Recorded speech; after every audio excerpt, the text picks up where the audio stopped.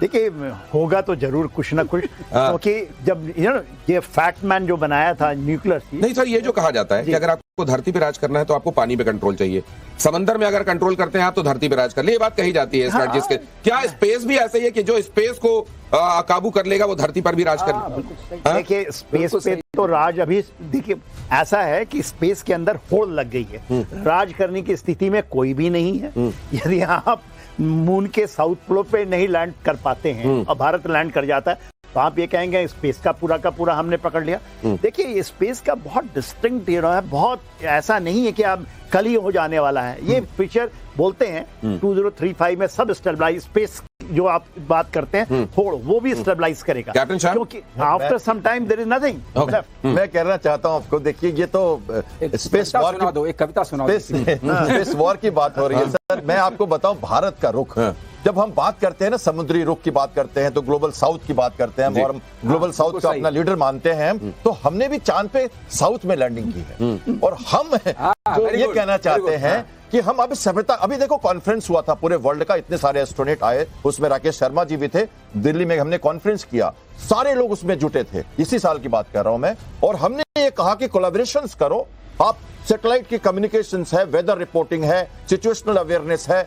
मौसम की जानकारी है, सर्च एंड रेस्क्यू, जो HADR मिशंस हैं, जो ये सब की बातें हैं उनको करो, स्पेस में जाओ, एक दूसरे से मिलो। हमने डॉकिंग कर ली, हम चंद्रयान हम जा रहे हैं, हम अपने स्पेस में मानव को लेके भी जा रहे हैं और हम सभ्यता के साथ जा रहे हैं। तो कहीं ना कहीं जो भारत का रोल है ना वो स्पेस में भी बनेगा। आप ये ध्यान रखना कि ये रशिया चाइना जब होड़ लगाएंगे, जब ये रिएक्टर बनाएंगे, ये कैप्टन शाम ये कहना चाह रहे हैं कि जहां जहां पर जब घाव आ जाएंगे ना, ये जो मानव इस तरह के एंडेवर जो कर रहा है उसमें घाव बनेंगे, जब मरहम की जरूरत होगी तो हिंदुस्तान पहुंचेगा। हिंदुस्तान की किस्मत में यही लिखा हुआ है शुरू से कि वो अपने विश्व गुरु होने को वहां पर दिखाता है जहां पर असल में जहां लोग पहले त्राहिमाम कर रहे होते हैं वहां जाकर वो जब राहत की जरूरत होती है भारत करता है। लेकिन क्या बाकियों की जिम्मेदारी भी नहीं बनती? भारत का काम इस लिहाज से क्यों बढ़ाया जाता है? पाकिस्तान को धूल चटाने वाली ब्रह्मोस से जुड़ी बड़ी खबर है, ब्रह्मोस मिसाइलों की बड़ी खरीद को मंजूरी, भारतीय सेना देगी सुपरसोनिक मिसाइलों का बड़ा ऑर्डर, नेवी से भी ब्रह्मोस मिसाइलें खरीदने के लिए मंजूरी संभव।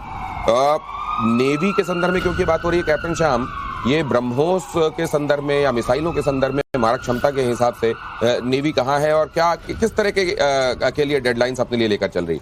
देखिए जब आप बात करते हैं ब्रह्मोस की, तो सबसे पहले ब्रह्मोस को नेवल शिप्स में फिट किया गया था आज से 25 साल पहले। पहली जो तैयारी हुई थी ब्रह्मोस की, इसका स्टार्टअप ही नेवी ने किया था और बहुत आगे है नेवी इस क्षेत्र में सरफेस टू सरफेस मिसाइल्स के फायरिंग में। तो उस हिसाब से हमने इनको 90s से शुरू किया था डेवलप करना, 2000 तक आते आते हमने इनको सेट कर लिया था। आज के दिन में हमारे जितने भी इंडिजिनस मिसाइल्स जो हमारे प्लेटफॉर्म है, डिस्ट्रॉयर्स और फ्रिगेट्स हैं, सब में करीब करीब ब्रह्मोस लगे हुए हैं। और जो नई जो हमारी प्रोजेक्ट अल्फा 18 अल्फा के तहत जो न्यू जनरेशन डिस्ट्रॉयर्स आ रहे हैं उसमें भी ब्रह्मोस लगे रहेंगे। एक एक शिप पे 16 से ज्यादा स्लॉट्स लगे हुए हैं, 16 ब्रह्मोस है, 7 से ज्यादा डिस्ट्रॉयर और 10 फ्रिगेट लेके सिंदूर में हम खड़े थे। सोच सकते हैं नंबर ऑफ मिसाइल, और ये बड़े बड़े मिसाइल्स हैं, ये एंटी शिप भी है और ये शोर पे भी, मतलब लैंड भी अटैक कर सकते हैं। तो फिलीपींस की बात आप करते हैं, फिलहाल आपको पता है मनीला में हमारी फ्लीट, ईस्टर्न फ्लीट पेट्रोल कर रही थी, तो वहां पर हमने उनको जाके अपना फायर पावर दिखाया।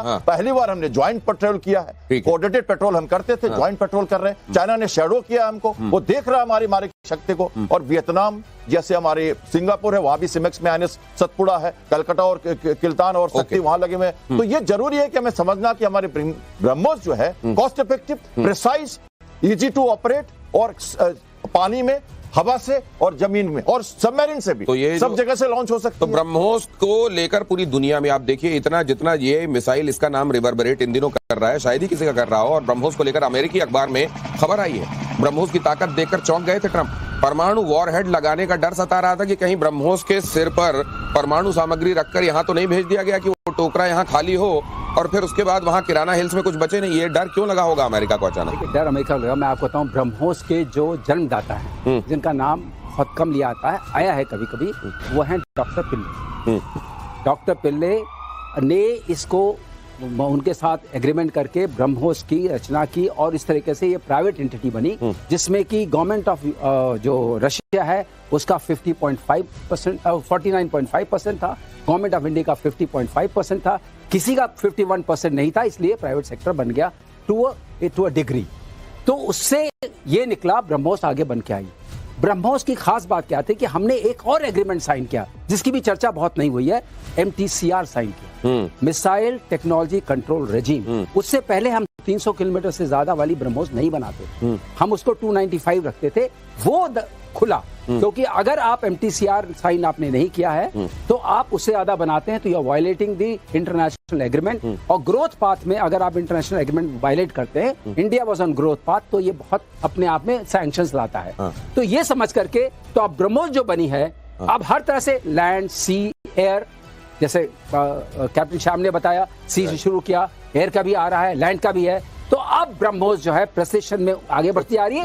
AI जो आप बात कर रहे थे, ब्रह्मोस को सेल्फ लर्निंग वेपन बनाया जा रहा है। कैसे? रेंजेस में जब हम फायर करेंगे, it will learn from the environment and correct and accurate itself. ये वाली बात आ रही है। तो ये कोर्स करेक्शन का भी के लिए भी दिमाग इसको दे दिया गया है। और नौसेना को मिला नया युद्धपोत हिमगिरी। भारतीय युद्धपोत हिमगिरी से जुड़ी ये खबर देखिए कि इससे पाकिस्तान की नींदें उड़ गई हैं। ब्रह्मोस और बराक मिसाइल से लैस है ये हिमगिरी। ब्रह्मोस और बराक मिसाइलों से इसकी मारक क्षमता और भी ज्यादा बढ़ जाती है। मुझको लगता है साम दंड भेद, साम मतलब तुलना की बात की आपने, कहीं भी नहीं है नेवी। हमने उनको रिस्ट्रिक्ट कर दिया। दाम के मामले में कटोरा है, बिल्कुल कटोरा है, तो उनको पता है। दंड के मामले में ऑपरेशन सिंदूर में अभी दिया है, हमने पेनल्टी मेजर दिया था। और साम दंड, साम दाम मतलब कॉस्ट ऑफ वार वो जीत नहीं सकते। और भेद वहां दिखाई देता है सर। और भेद जो अंडा फूट रहा अपने आप, हाँ बिल्कुल, वो भेद है जो हम कहते हैं कि सिंदूर बंद क्यों किया, मार बलूचिस्तान अपना झंडा अलग फहरा रहा है। हमें क्यों करना है? अंडा फोड़ने दो ना, फोड़ क्यों रहे हो? मैं आपको कहता हूँ। तो भेद तो कर रहे, साम दाम दंड भेद से चलिए, हमारी नीति वही है। अब बात करते हैं तुलना की। सारे के सारे शिप्स उनके बैठे रह गए अंदर।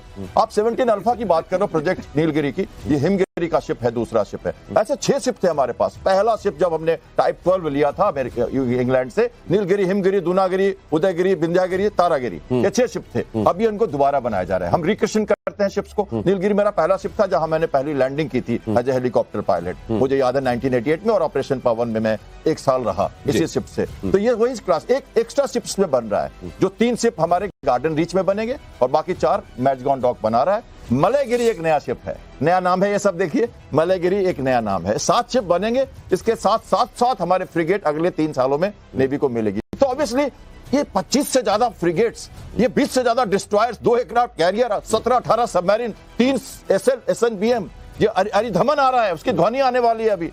तो कैपेबिलिटी से कहां नहीं डरेगा वो। टर्की क्या कर लेगा उसको? 3 शिप लेके आया था, उसको भी भगा दिया था हमने, वो नहीं आ पाया दोबारा इस तरफ। उसको हिम्मत नहीं हुई दोबारा कि हमारे इंडियन ओशन में आ सके। और हमने छोड़ा नहीं, हम साइप्रस चले गए तुरंत। टर्की को समझाने के लिए हम साइप्रस चले गए। उसके पहले हम पिछले साल ग्रीस गए थे, हमारे नेवल चीफ ग्रीस गए थे। आज पिछले 4 दिनों से हमारे नेवल चीफ जापान में थे और फिलीपींस में